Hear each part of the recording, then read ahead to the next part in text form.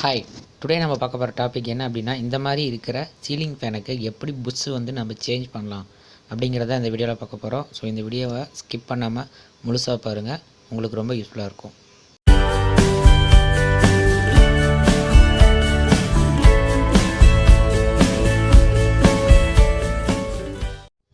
First இந்த புஷ்ஷை நம்ம remove பண்ணால் தான் வந்து நியூ புஷ் அடிக்க முடியும்.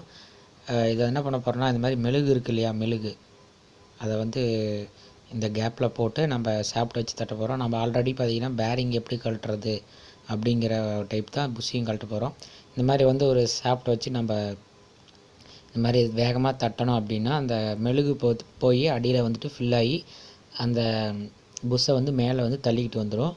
அந்த கான்செப்டில் தான் வந்துட்டு இந்த மெழுகு நம்ம யூஸ் பண்ண போகிறோம். முடிஞ்ச அளவுக்கு ஃபுல் பண்ணிட்டே இருக்கணும். ஃபுல் பண்ண பிறகு பார்த்திங்கன்னா அந்த புஷ்ஷை ஆட்டோமேட்டிக்காக மேலே வர ஆரம்பிச்சிடும். மெழுகு வச்சு தான் அந்த புஷ்ஷை வந்து நம்ம எடுத்து ஆகணும், ஒரு வழியே இல்லை. இது வந்து நம்ம ரீஆல்ட்ரும் பண்ணலாம். ரீஆல்ட்ருனா பேரிங் டைப்பும் பண்ணலாம். பேரிங் டைப் பண்ணால் உள்ளே இருக்கிற அந்த புஷ்ஷு சீட்டிங்கே கடைஞ்சி எடுத்துருவாங்க லேத்தில் கொடுத்தோம் அப்படின்னா. அப்புறம் அதில் ஒரு பேரிங் உட்காரும். பேரிங்கு அப்புறம் வந்து சாப்ட்லாம் கிடைக்கிற மாதிரி இருக்கும். அப்படி பண்ணால் கொஞ்சம் செலவு வரும். இது வந்து புஷ்ஷு மாற்றுற மாதிரி இருந்தால் நீங்கள் புஷ்ஷு மாற்றிக்கலாம். ஒரு சில டைம் சாப்ட் ரொம்ப தேஞ்சிருந்தது அப்படின்னா கண்டிப்பாக வந்துட்டு புஷ்ஷு மாற்ற முடியாது.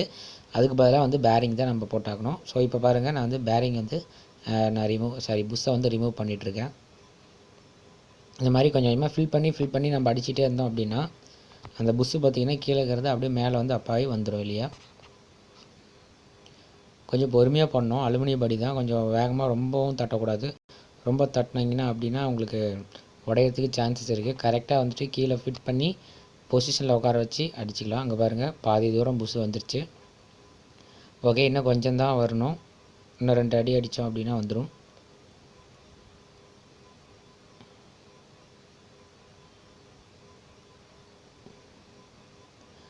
அவ்வளோதான், ஈஸியாக வந்துருச்சு. புஷ்ஷை வந்துடுது. அவ்வளோதான், இந்த புஷ்ஷை தான் நம்ம மாற்ற போகிறோம். இப்போ கீழே பார்த்தீங்கன்னா அந்த மெழுகு பாருங்கள், அப்படியே வந்து உள்ள மோல்டு மாதிரி அப்படியே வந்து உள்ளார இருக்கும். இப்போ அதை எடுத்துடலாம். பாருங்கள், நல்லா வந்து ஹார்டாக இருக்குது. இது வந்து அப்படியே உள்ளே போய் அழுத்தி வெளியே அப்படியே புஷ்ஷை வந்து வெளியே தள்ளி விடுது. இதை நான் பாருங்கள் எடுத்து காட்டுறேன் எப்படி இருக்குன்னு. ரொம்ப ஹார்டாக இருக்குது. நார்மலாக இருக்கிறத விட கொஞ்சம் ஹார்டாக தான் இருக்கும். ஓகே, பாருங்கள் இவ்வளோ அழகாக வந்துட்டு புஷ்ஷு மாதிரியே அழகாக ஷேப் இருக்குது. இந்த மெழுகு வந்து நீங்கள் ரீயூஸ் பண்ணிக்கலாம்.